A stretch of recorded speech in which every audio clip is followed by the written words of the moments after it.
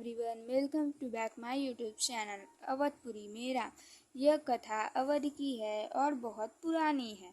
अवध में सरयू नदी के किनारे एक अति सुंदर नगर था।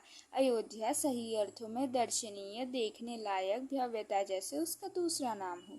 अयोध्या में केवल राजमहल भव्य नहीं था, उसकी एक एक इमारत आलीशान थी। आम लोगों के घर भव्य थे, सड़कें चौड़ी थी, सुंदर बाग बगीचे, पानी से लबालब भरे सरोवर, खेतों में लहराती हरियाली, हवा में हिलती फसलें सरयू की लहरों के साथ खेलती थी। अयोध्या हर तरह से संपन्न नगरी थी।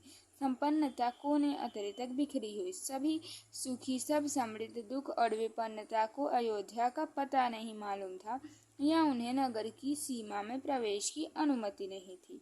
पूरा नगर विलक्षण था, अद्भुत और मनोरम। उसे ऐसा होना ही था। वह कौशल राज की राजधानी था। राजा दशरथ वहीं रहते थे। उनके राज में दुख का भला क्या काम। राजा दशरथ कुशल योद्धा और न्यायप्रिय शासक थे।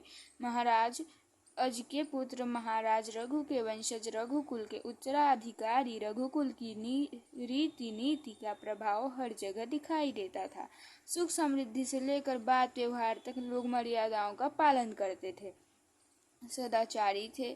पवित्रता और शांति हर जगह थी, नगर में भी, लोगों के मन में भी। राजा दशरथ यशस्वी थे, उन्हें किसी चीज की कमी नहीं थी। राज सुख था, कमी होने का प्रश्न ही नहीं था। लेकिन उन्हें एक दुख था, छोटा सा दुख, मन के एक कोने में छिपा हुआ। वह रह रह कर उभर आता था, उन्हें सालता रहता था।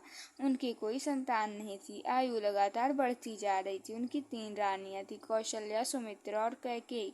रानियों के मन में भी बस यही एक दुख था, संतान की कमी। जीवन सूना सूना लगता था। राजा दशरथ से रानियों की बातचीत प्रायः इसी विषय पर आकर रुक जाती थी। राजा दशरथ की चिंता बढ़ती जा रही थी।